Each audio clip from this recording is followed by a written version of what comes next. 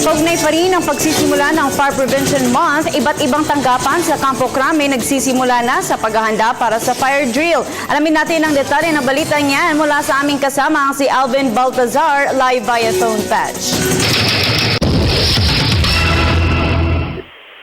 Ngayong kabila, Princess, yung naitatalang insidente ng sunog, ang Campo Crame nagsimula na rin magsagawa ng fire drill.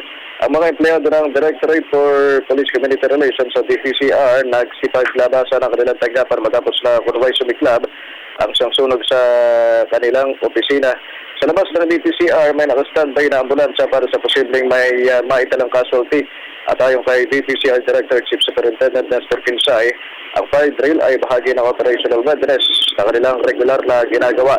Tiniyak naman ang PNP sa panahong may mga insidente ng sunog, agad nilang inaalerto ang kanilang hanay para ma-secure ang area.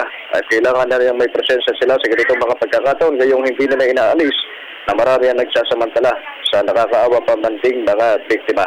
Samantala, Princess, maiyabol ko na rin ito, 1:40 nang nag-pull out itong convoy nitong si Senador Bong Revilla dito sa PNP Detention Center.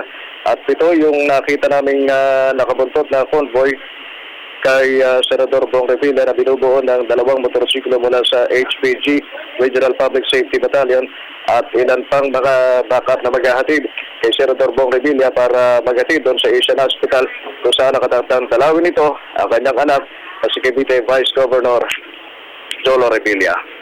Back to you, Princess.